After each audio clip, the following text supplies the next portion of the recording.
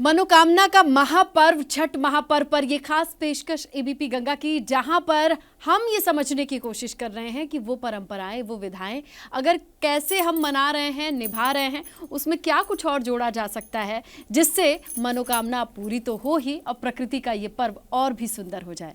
और इस सुंदर पर्व को मनाने के लिए गीतों का, संगीतों का, इसके बिना ये अधूरा सा माना जाता है। इसीलिए हमारे साथ लगातार हम आपको वैसे मंगल गीत भी सुनाते चल रहे हैं।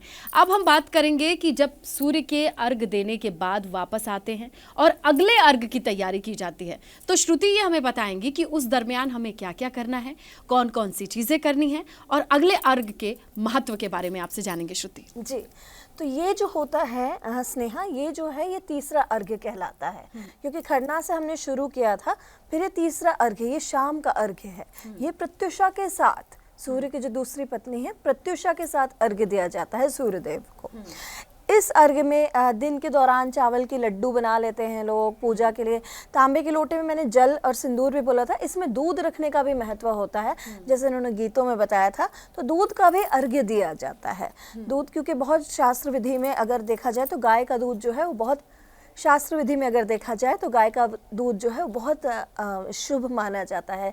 किसी भी पॉइंट ऑफ व्यू से, हेल्थ पॉइंट ऑफ व्यू से देखिए, जैसे बता रही थी कि कमर तक जो है वो जल में डूब के खड़े होके जल थल के मिलन के दौरान जो है अर्घ्य दिया जाता है। तो शाम के समय भी घाट पे जाया जाता है, फिर से दोबारा जल थल का मिलन होता है।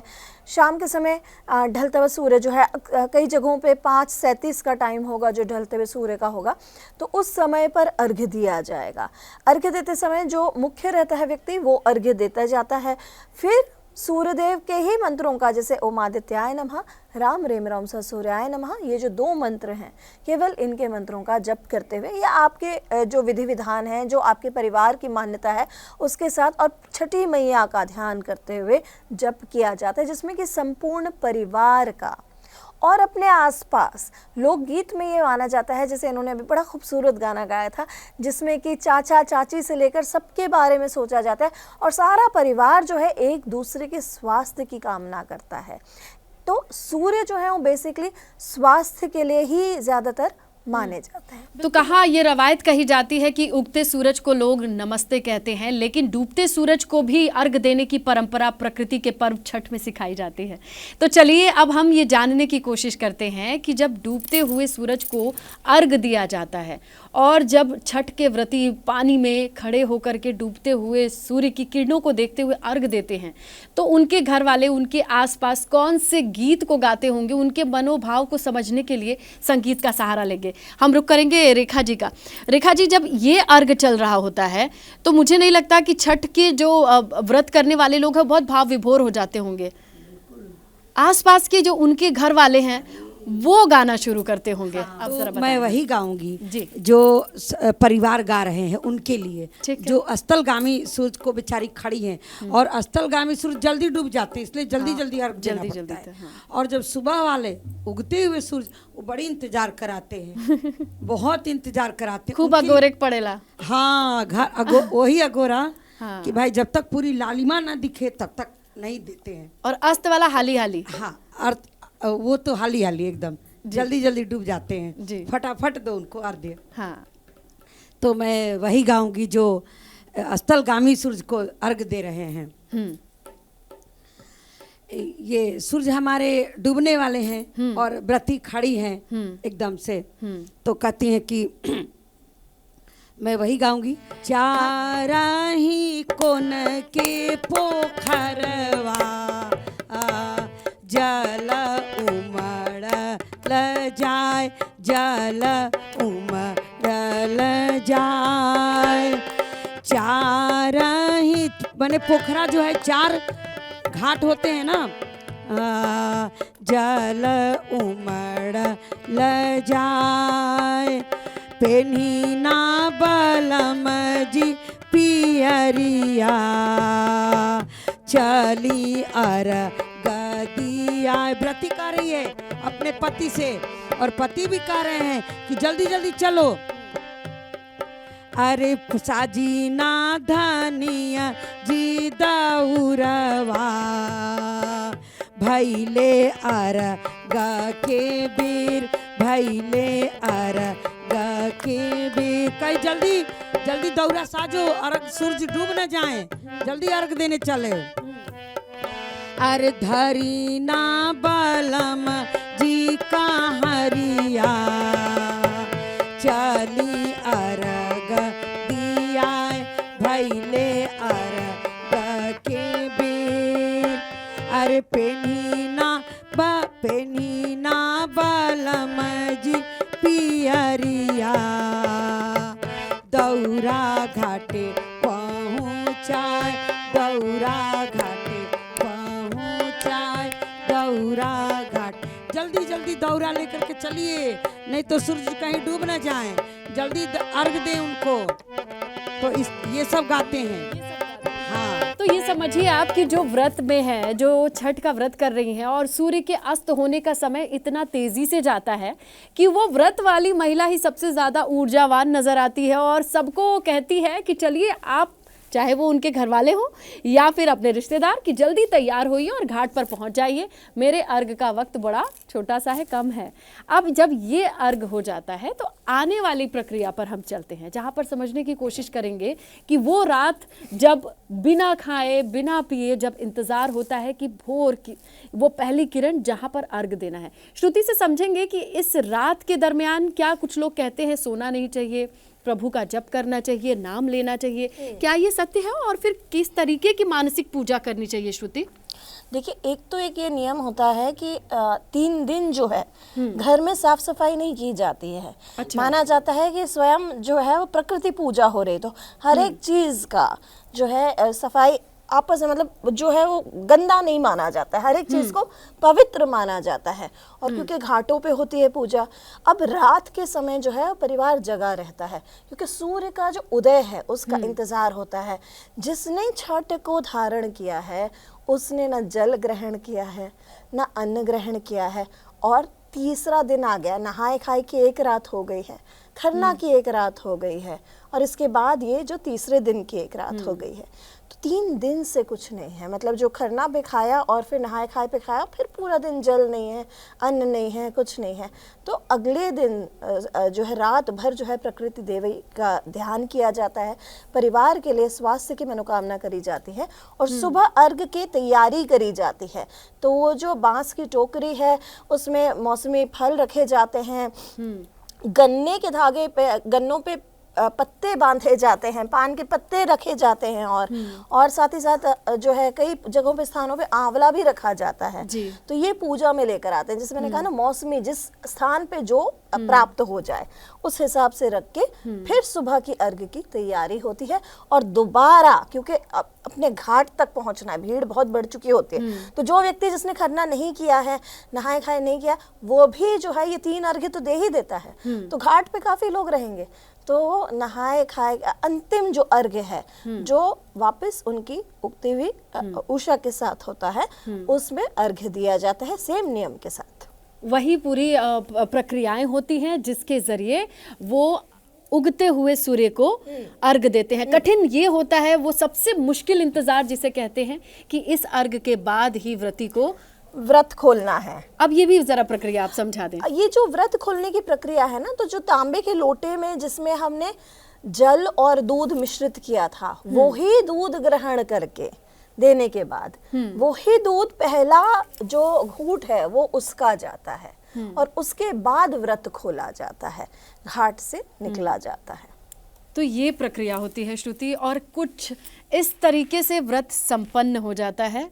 और जब व्रत संपन्न होता है तो हाथ जोड़कर वो व्रत करने वाली महिला या पुरुष कोई भी हो, वो प्रार्थना करता है कि हे छठ मैया, आपके प्रताप से मैंने इस कठिन व्रत को संपन्न किया है। अच्छा, कैसी शक्ति आती होगी ना, शक्ति भी आती। अच्छा देखिए कितना लॉजिकल है कि जो 3 दिन से नहीं खाए हैं उनको जल में दूध मिश्रित करके दिया जा रहा है, क्योंकि बॉडी अगर साइंटिफिकली देखें हम, सनातन में हर एक चीज बड़ी साइंटिफिक है, तो वो एक एंटासिड का काम करती है उस टाइम पे, कि पहली चीज जो ली है वो देखिए शरीर में एक बैलेंस लेकर आगे, ठंडा करके, इतना आपका पित्त जमा हो गया होगा कई लोगों के, तो एकदम ठंडा कर देता है। कुछ बीमार नहीं होता जो व्रती होता है, आप देखिएगा इतनी शक्ति रहती है अंतिम दिन तक भी कि आप हैरान हो जाएंगे। अच्छा, क्योंकि श्रुति आपने भी बताया कि छठ किया है, जब वो अर्घ दे देते हैं कैसे महसूस होता होगा, कैसा लगता होगा कि ये संपन्न हुआ प्रभु की कृपा से ये व्रत? देखिए, बिनु हरि कृपा तो होता ही नहीं है कुछ भी काम। तो जो अंतिम अर्घ है, जब मैंने किया था, मैंने क्योंकि 4-5 साल धारण किया, तो जब किया था तो उसके अंतिम जो होता है, अच्छा इसको एक बार धारण कर लें तो इसको रखना बड़ा नियम रहता है, नहीं तो अपना छठ किसी और को दिया जाता है। वो छठ परिवार में कोई लेता है, उठाता है छठ, उठाते हैं। हाँ, तो छठ उठाया जाता है। तो एक बार छठ उठा लिए तो फिर उसको करते जाना है, या परिवार में कोई और व्यक्ति संपन्न करता जाएगा वो छठ, चाहे वो आपके पति हों। बेसिकली महिलाएं ही करती हैं। महिलाएं क्यों? देवसेना की पूजा करती हैं, महिलाएं ही प्रकृति की पूजा करती हैं, प्रकृति के स्वरूप को मानी जाती हैं महिलाएं, तो इसलिए मोस्टली महिलाएं ही करती हैं ये व्रत को। तो जो अंतिम होता है ना, उसके बाद बड़ी एक तो बड़ी याद आती है कि हो गया, मतलब कैसे हो गया, फिर से करने का एक होता है। और अभी बड़ी अच्छी बात बता रही थी रेखा जी कि छठी, जो हम मेरे को नहीं पता थी कि छठी मैया का जो गान है वो, बताइए रेखा जी, कितना बढ़िया। हाँ, ये सबसे बहुत अद्भुत बात है कि देखिए सारे हम जैसे कोई भी हम विजय प्राप्त करें, होली हो, दिवाली हो, कोई भी खुशी हो तो हम पटाखे फोड़ लिए या रंग से उत्सव मना लिए, कोई भी हमारी जीत हुई, कोई बहुत अच्छी हमारे की। लेकिन छठ एक ऐसा व्रत है कि छठ का गीत है, छठ के बाद नहीं गाया जाता है। छठ के बाद आप नहीं, आप जैसे कुछ राग रागिनियाँ हैं, जैसे हम सुबह में भैरवी गा देंगे तो उस भैरवी गाना मतलब द एंड हो गया, भैरवी शाम। हाँ, तो इसीलिए छठ का गीत छठ के बाद नहीं गाते हैं। और शुरू कब से हो जाता है? जैसे ही नवरात्रि स्टार्ट हुई, छठ का गीत चालू हो जाएगा, छठ के बाद नहीं गाते। हमने तो यही सुना है अपने, मैं छोटी थी तो कई बार जो गाना याद कर लेती थी तो दोबारा तो मेरी माँ ने बोल दिया, नहीं बेटा छठ के बाद नहीं गाते हैं, बाकी सभी गीत गाओ, सावन का गा सकते हो, होली का गा सकते हो। आपने सुना होगा, देखा होगा कि कोई भी स्टेज प्रोग्राम आप सुनिए, होली दिवाली सबका गाना सुन लेंगे, सावनी गा दो, छठ का गीत नहीं गाएंगे। छठ का तो देखिए ये सुअवसर हमारे पास है। ऐसा कौन सा गीत है कि जब इंतजार वाला गीत आपने सुना दिया कि घर के हर कोई जो परिवार के सदस्य हैं वो कहते हैं, हे छठ, हे सूर्यदेव जल्दी उग जाइए ताकि मेरी माँ का, मेरी भाभी का ये व्रत संपन्न हो। अच्छा, जब वहाँ से छठ संपन्न हो जाती है तो मंगल कामना वाला कोई गीत हो? वो भी गाएंगे हम, 2-2 लाइन सब गाएंगे। चूँकि मैं एक शास्त्रीय घराने से हूँ तो हमारे परिवार में एक गाने से ही पहचान हो जाती है कि हमारे परिवार जा रहे हैं। और वो गाना में शब्द भी ऐसा है कि वो रोमांचित कर देता है। सुनना तो मैं 2-2 लाइन वही गाऊंगी जो आपको अच्छा लगेगा जी, आशा करती हूँ। तो वो थोड़ा विलंब में है, यानी धीरे धीरे। इस छठ के गाने कोई भाग दौड़ वाले हैं ही नहीं, वैसे सच पूछिए तो वही गाएंगे। छठ घाट पे व्रती पहुँच गई हैं और इंतजार कर रही है। क्या कर रही हैं?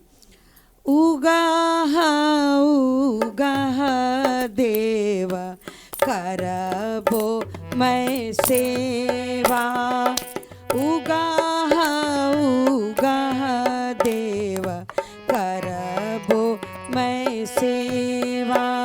यानी हे सूरज भगवान आप उगिए, हम आपका सेवा सदा करेंगे।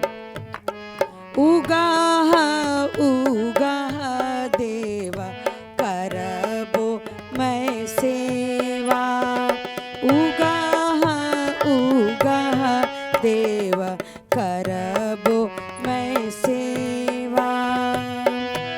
रौरे सेवते मोरा निर्मल काया, उगाह उगाह देव। आपके सेवा करने से मेरा काया निर्मल होगा, स्वस्थ होगा। और इस सेवा में देखो कौन किस तरह से सेवा कर रहा है। अरे मालिनी बिटिया फूल लिए ठाड़ी, मालिनी बिटिया फूल लिए ठाड़ी, तैयो नाही उगए आदित्य देव, तैयो नाही उगए आदित्य देवा। रौरे सेवते मोरा निर्मल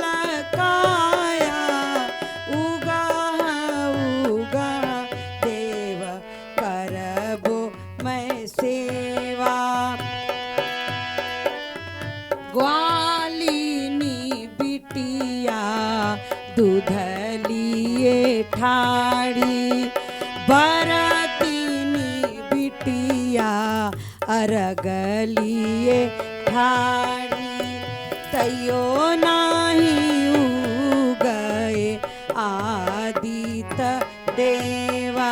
सब मिलके प्रार्थना कर रहे हैं कि सभी व्रती सूप में अर्घ लेकर के खड़ी हैं। हे सूर्य नारायण आप जल्द उगिए।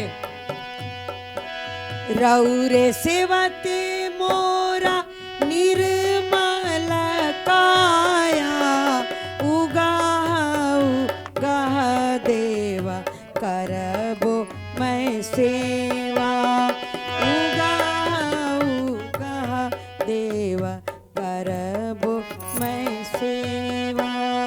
ये वादा करती हैं कि हे प्रभु आप उदित होइए हम आपका सेवा करेंगे। और इसी वादे के साथ कि अगले साल से व्रती फिर से इसी सेवा के लिए इतने ही तत्पर हों, उतने ही स्वस्थ हों, आरोग्य के साथ अपने पूरे परिवार के साथ घाटों पर मौजूद रहें।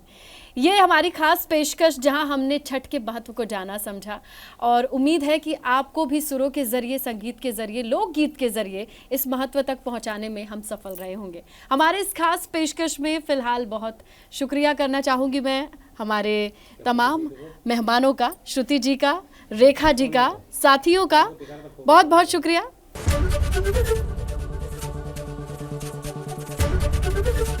एबीपी गंगा, खबर आपकी, जुबान आपकी।